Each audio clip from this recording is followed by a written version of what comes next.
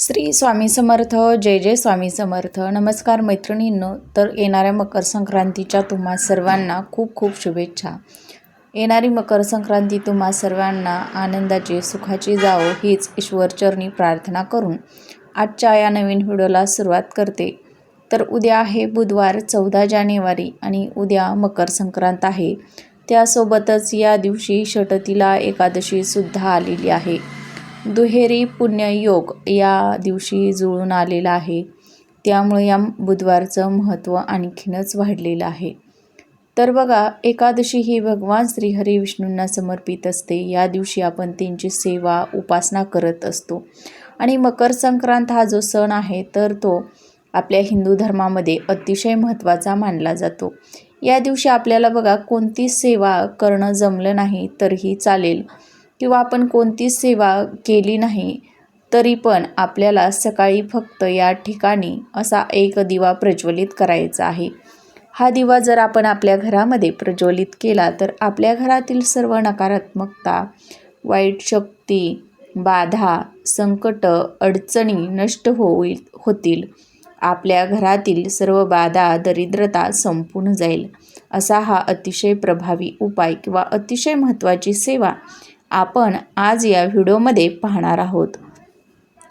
त्यामुळं तुम्ही हा व्हिडिओ कुठेही स्किप न करता शेवटपर्यंत नक्की पहा. चॅनलवरती नवीन असाल तर प्लीज चॅनलला सबस्क्राईब करा. चला तर मग अशा सुंदर व्हिडिओला सुरुवात करूया. तर उद्या सकाळी आपल्याला लवकर उठायचं आहे. अंघोळीच्या पाण्यामध्ये पांढरे किंवा काळे तीळ टाकून स्वच्छ अंघोळ करायचे आहे. त्यानंतरनं आपल्याला सूर्यदेवांना अर्घ्य द्यायचं आहे. अर्घ्य दिल्यानंतर आपल्याला नित्य देवपूजा करून घ्यायची आहे. त्यासोबतच बघा, जर तुमच्या घरामध्ये भगवान श्रीहरी विष्णूंची मूर्ती असेल किंवा अगदीच बाळकृष्णाची मूर्ती असेल किंवा विठ्ठलाची मूर्ती असेल तर त्या मूर्तीवरती आपल्याला स्वच्छ पाण्याचा अभिषेक करायचा आहे किंवा पंचामृताचा अभिषेक करा किंवा दुधाचा अभिषेक करा. ज्यानं पण अभिषेक करणं तुम्हाला शक्य होईल त्यानं अभिषेक करा. किंवा या षटतिला एकादशीच्या दिवशी तिळाला खूप महत्त्व असतं. जर तुम्हाला पंचामृत बनवणं शक्य झालं नाही तर तुम्ही स्वच्छ पाणी घ्या. त्याच्यामध्ये चिमूटभर काळे तीळ, हळदी कुंकू, अक्षदा या वस्तू टाकून तुम्ही यानं देखील भगवान श्रीहरी विष्णूंना स्नान घालू शकता. त्यानंतरनं आपल्याला विधिवत त्यांची देखील पूजा करून घ्यायची आहे. त्यांना पिवळ्या रंगाच्या वस्तू, पिवळ्या रंगाची मिठाई, त्यासोबतच तीळ आणि गूळ हा जो नैवेद्य आहे तर तो अर्पण करायचा आहे. यानंतरच आपल्याला सुगड पूजन हे करून घ्यायचं आहे. आता बघा, सुगड पूजन आपल्याला सकाळी 12 वाजण्याच्या अगोदरच करायचं आहे. आणि हा जो दिवा आहे तर तो देखील आपल्याला सकाळी 8 वाजण्या अगोदर प्रज्वलित करायचा आहे. तर बघा, आपण आपल्या देवघरामध्ये धूप दीप अगरबत्ती लावून हा जो उपाय आहे तर तो नंतरच करायचा आहे. तर यासाठी बघा आपल्याला 2 दिवे लागणार आहेत. जर तुमच्याकडे कोणत्याही धातूचे 2 दिवे असतील तर ते घेतले तरीही चालेल किंवा अगदीच मातीची पंती जरी घेतली तरीही चालणार आहे. किंवा मग तुम्ही कणकेचे 2 दिवे जरी बनवून घेतले तरीही चालतील. या दिवशी बघा, जो नेहमीचा दिवा तुम्ही देवघरामध्ये प्रज्वलित करत असता तर त्यामध्ये तिळाचं तेल घालून हा दिवा या दिवशी प्रज्वलित करायचा आहे. त्यानंतरनं बघा, हे जे 2 दिवे आपण कणकीचे बनवून घेतलेले आहेत किंवा मातीच्या 2 पंत्या घेतलेल्या आहेत तर त्याच्यामध्ये कापसाची दुहेरी वात घालून घ्यायची आहे. शुद्ध गाईचं तूप घालायचं आहे. जर शुद्ध गाईचं तूप नसेल तर तेल घालून त्याच्यामध्ये चिमूटभर हळद तुम्हाला टाकायची आहे. आणि हे 2 दिवे घेऊन तुम्हाला देवघरासमोर बसायचं आहे. तिथे बसल्यानंतरनं आपल्याला या दिव्यामध्ये काळे तीळ किंवा पांढरे तीळ जे असतात तर चिमूटभर या दोन्ही दिव्यांमध्ये आपल्याला टाकून घ्यायचे आहेत.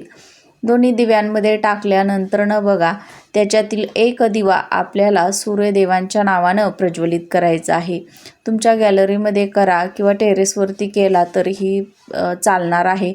जिथून पण तुमच्या घरामधून म्हणजे सूर्य दिसत असेल त्या ठिकाणी तुम्ही हा दिवा प्रज्वलित करायचा आहे. तर हा दिवा ठेवण्यापूर्वी बघा, आपल्याला एक स्वच्छ प्लेट घ्यायची आहे. त्या प्लेटमध्ये थोडंसं तूप आणि कुंकू मिक्स करून आपल्याला यामध्ये स्वस्तिक काढायचं आहे. त्याच्यावरती आपल्याला चिमूटभर तांदूळ ठेवायचे आहेत किंवा तीळ ठेवायचे आहेत. जर तुमच्याकडे पांढरे तीळ असतील तर पांढरे तीळ ठेवा किंवा काळे तीळ ठेवा.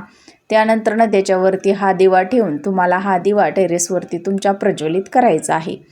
आणि सेम अशाच पद्धतीनं दुसऱ्या प्लेटमध्ये देखील या सर्व वस्तू आपल्याला घ्यायच्या आहेत आणि त्याच्यामध्ये हा दुसरा दिवा ठेवून तुम्हाला तुमच्या घराचा जो मुख्य दरवाजा आहे तर त्या मुख्य दरवाजाच्या बाहेरून आपण घरामध्ये प्रवेश करतो बघा, त्यावेळी आपली जी पण उजवी बाजू आहे, उजवी दिशा आहे, तर त्या दिशेला तुम्हाला हा जो दिवा आहे तर तो प्रज्वलित करायचा आहे.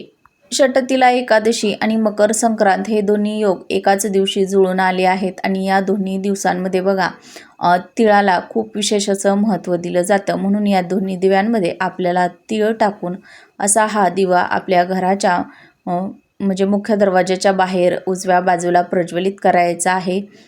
त्यासोबतच बघा नंतर आपल्याला देवघरासमोर यायचं आहे आणि विष्णू सहस्रनामाचं म्हणजे पठण आहे तर ते आपल्याला करायचं आहे. तुम्हाला जर पठण करणं याचं जमलं नाही, म्हणजे विष्णू सहस्रनामाचं पठण करणं शक्य झालं नाही, तरी तुम्ही श्रवण जरी केलं तरीही चालणार आहे. किंवाच मग तुम्ही अगदीच ओम नमो भगवते वासुदेवाय नमः या मंत्राचा तुम्ही जप जो आहे तर तो 108 वेळा करायचा आहे. भगवान श्रीहरी विष्णूंना एक तुळशीपत्र तुम्हाला आवर्जून अर्पण करायचं आहे. त्यासोबतच बघा तुळशीजवळ सुद्धा तुम्हाला शुद्ध गाईच्या तुपाचा एक दिवा हा जो आहे तर तो प्रज्वलित करायचा आहे. आता हे दिवे सकाळी आपल्याला 8 वाजण्या अगोदरच प्रज्वलित करायचे आहेत. सूर्यदेवांसाठी दिवा हा आपण आवर्जून प्रज्वलित करायचा आहे, कारण की इतर कोणत्याही सणाला किंवा इतर कोणत्याही दिवशी आपण सूर्यदेवांची कोणतीच सेवा करत नाही. आपल्या बघा शनीची जी 7:30 असते तर शनिदेव जे आहेत तर ते भगवान सूर्यदेवांचे पुत्र आहेत आणि म्हणूनच आपण त्यांच्यासाठी असा हा एक दिवा आपल्या टेरेसवरती प्रज्वलित करायचा आहे. तर व्हिडिओ आवडल्यास व्हिडिओला लाईक करा, शेअर करा आणि चॅनलवरती नवीन आला असाल तर प्लीज चॅनलला सबस्क्राईब करा.